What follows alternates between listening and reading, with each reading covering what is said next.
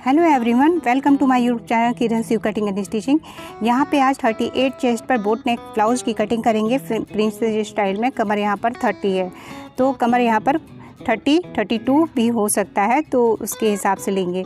अब देखिए यहाँ पर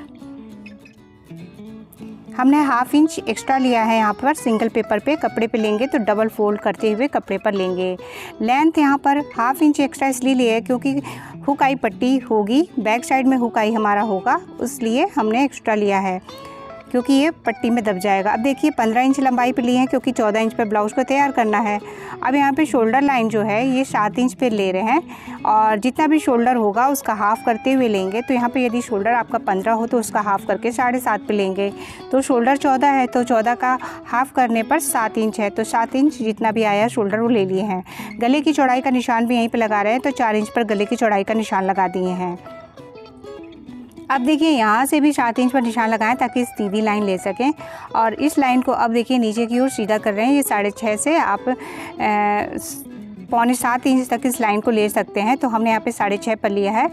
और ये देखिए यहाँ से एक निशान लगा दे रहे हैं। अब यहीं से हमें चेस्ट लाइन लेना है, तो चेस्ट हमारा 38 का 4 पार्ट करेंगे तो आएगा 9.5। तो 4 से डिवाइड कर दिया तो 9.5 आया है, उसमें 1.5 इंच प्लस करेंगे तो 11 तक चला जाएगा। 1.5 इंच प्लस है तो 9.5 और 1.5 इंच और। अब यहीं पर हम 1.25 इंच पर एक निशान सीधा ले लेंगे, इससे गुलाई देना है। अब यहाँ पर देखिए इस तरीके से करते हुए हमें फोल्ड करना है इंची टेप को और एक पॉइंट ले लेना है ताकि आर्म होल की हम गुलाई दे सकें। तो यहाँ पर हमने गुलाई को दे दिया है। कमर यहाँ पर निशान लगाएंगे तो कमर आपका जो होगा उस हिसाब से लें। यदि 32 है, 30 है या जो भी साइज़ है तो एकदम फिटेड साइड में ही लेना होता है इसे। अब यहाँ पर 7.5 आया, 30 का 4 पार्ट, उसमें 1 इंच की प्लेट पड़ेगी। ये सभी साइज़ों में 1 इंच की प्लेट यहाँ पर जाती है और 1.5 इंच का जो मार्जिन है उसे भी ले लेंगे। इस लाइन को यहाँ पर हम सीधा कर ले रहे हैं। कटिंग वाली लाइन हो गई और ये स्टिचिंग वाली लाइन हो गई जो फिटिंग वाली लाइन होगी। तो इस तरीके से लाइन को खींच लिए हैं।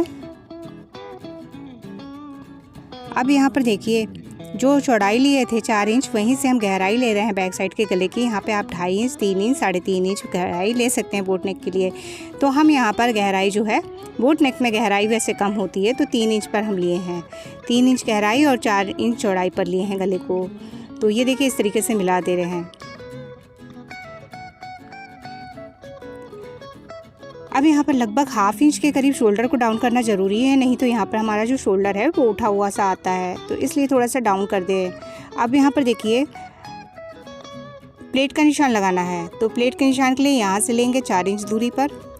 जो हुकाई में मार्जिन जो जाएगा अंदर फोल्ड में उसको छोड़ते हुए लेना है, तो यहाँ पर 4 इंच के करीब पर निशान लगा देंगे। और इसकी गहराई जो है यहाँ पर 5 इंच की रख लेंगे। आप चाहें तो इसे 4.5 इंच भी रख सकते हैं। तो यहाँ पर 5 इंच रखा है और हाफ इंच दोनों साइड जाएगा तो 1 इंच की प्लेट ये हो गई। और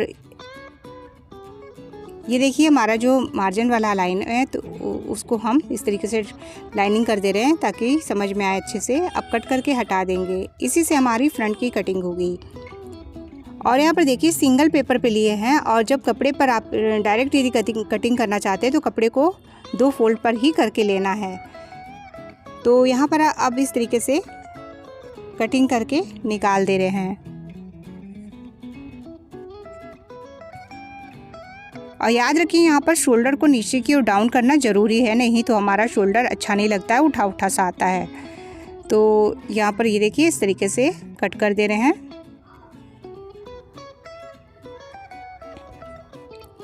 अब इसी से हमें फ्रंट की कटिंग करनी है, तो फ्रंट के लिए हम जब लेंगे तो फिर से पेपर को डबल करते हुए लेंगे, कपड़े को डबल करते हुए ले लेंगे और इस पेपर की कटिंग को रख के उसे कट कर सकते हैं। तो यहाँ पर हमने पेपर को फिर से सिंगल पे लिया है और ये देखिए नीचे से हमें हाफ इंच एक्स्ट्रा लेना है, क्योंकि यदि हाफ इंच एक्स्ट्रा नहीं लेंगे तो पल्ले बाद में छोटे बड़े हो जाएंगे। तो इसलिए हाफ इंच के करीब एक्स्ट्रा ले लेंगे जिससे कि लाइन कर देंगे।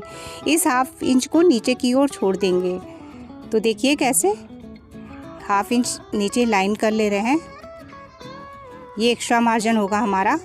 अब पेपर को देखिए किस तरीके से हम रख रहे हैं बैक साइड के पल्ले को, तो उसको छोड़ते हुए नीचे वाले हिस्से को, और ये जो हमारा हुकाई में जो मार्जिन जाएगा उसे भी बाहर की ओर निकाल दिए हैं। अब देखिए जहाँ से शोल्डर है उस लाइन को खींच लेंगे, पॉइंट लगा लेंगे गले की चौड़ाई का, गले का जो जो शोल्डर का जो शेप है उसे दे देंगे और गले के पास पॉइंट लगा देंगे, गले का निशान बाद में लगाएंगे।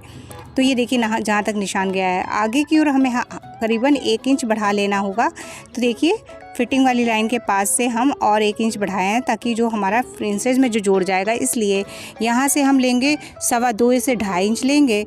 तो यहाँ 2.5 इंच भी ले सकते हैं, 2.25 इंच ले सकते हैं। मार्जिन यदि चेस्ट काफ़ी हैवी है तो उस हिसाब से ले सकते हैं, तो 2.25 से 2.5 इंच आराम से ले सकते हैं। और यहीं पे 41 चेस्ट है तो आप 2.5 से 3 इंच ले सकते हैं। तो देखिए हम यहाँ पर 2.25 इंच और एक्स्ट्रा ले रहे हैं, नॉर्मल चेस्ट के हिसाब से लिए हैं।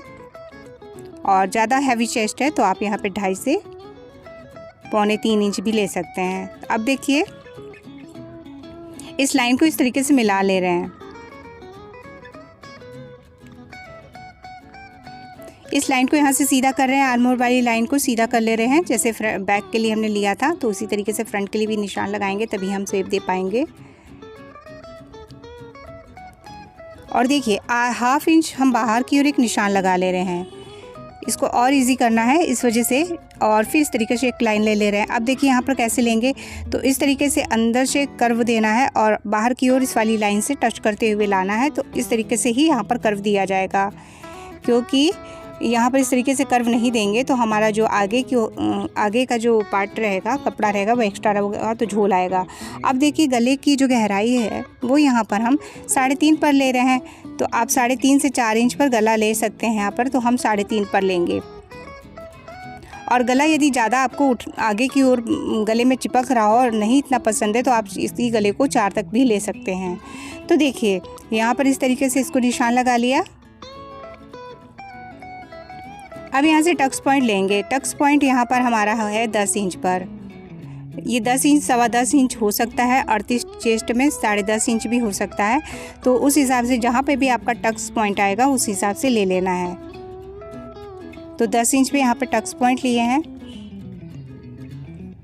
अब इसके पास देखिए अब हमारा ये आ जाएगा 3.8 के करीब आएगा और 10वां हिस्सा। अब उसी में हमें मार्जिन करते हुए ले लेना है, तो लगभग 4 इंच के करीब पर हमने ये दूरी ले ली है और 4-4.25 इंच तक ये दूरी ले सकते हैं। और इसके बाद सीधे नीचे की ओर लाइन मिला दिए हैं और इस लाइन को देखिए यहाँ से गहराई कर रहे हैं और इस तरीके से यहाँ पे कर्व दे देंगे। और नाप जो होता है बॉडी के हिसाब से चेंज होता रहता है। तो अब देखिए यहाँ पे लंबाई में यहाँ पर 2.5 इंच पे एक डंडी ले लिए हैं। अब इसको इस तरीके से कर्व देना है इसलिए। और यहाँ से देखिए ये हमारा जो है एक्स्ट्रा यहाँ से कट के हटेगा, क्योंकि यहाँ पर यदि ये नहीं कट करते हैं तो यहाँ पर हमारा जो होता है एक्स्ट्रा मार्जिन की वजह से झोल आता है। तो आप कट भी कर सकते हैं या स्टिचिंग करते समय दबा भी सकते हैं। यहाँ पे हम एक निशान लगा देंगे ताकि हमें टक्स पॉइंट पता चलेगा स्टिचिंग करते समय। अब यहाँ पर नीचे कटिंग करने से पहले एक चीज़, यहाँ पर जो लाइन नहीं खींची है तो इसे खींच दे रहे हैं। 2 लाइन के करीब यहाँ पे एक निशान लगा के इस लाइन को जो एक्स्ट्रा लिए थे वहाँ तक हम सीधा खींच दे रहे हैं, ताकि जब हम स्टिचिंग करके जोड़ेंगे तो हमारे पल्ले बराबर आ जाएंगे। अब यहाँ से कट करके निकाल दे रहे हैं।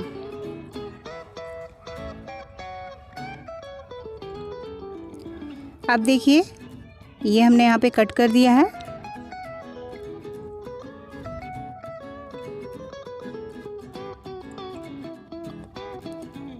जिस भी शेप में है उसी शेप में हमें इसे कट करके निकाल देना है।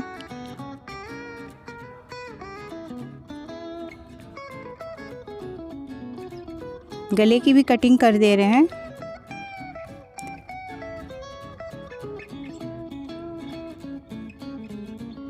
इसके बाद यहाँ से भी निकाल देंगे।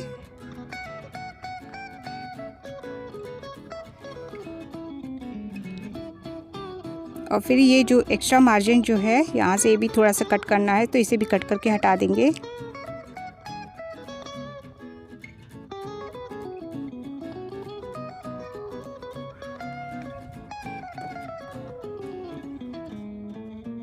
तो ये हमने यहाँ पर इतना कट कर दिया है।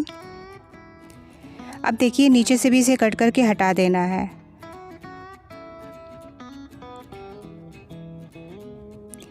और सभी का बॉडी शेप अलग तरीके का होता है, तो थोड़ा थोड़ा फ़र्क पड़ता है। और यदि एक दो बार आप ब्लाउज़ की कटिंग कर लेंगे, स्टिचिंग कर लेंगे, तो आप यदि अपने लिए बना रहे हैं तो आपको पता चल जाएगा और बनाते बनाते आपकी हैबिट हो जाती है, तो अंदाज़ा भी लग जाता है। अब देखिए नीचे वाला जो हिस्सा है इसे भी कट करके हटा दे रहे हैं। और यहाँ पे यदि वीडियो पसंद आया तो प्लीज़ इसे लाइक करिएगा, शेयर करिएगा, कमेंट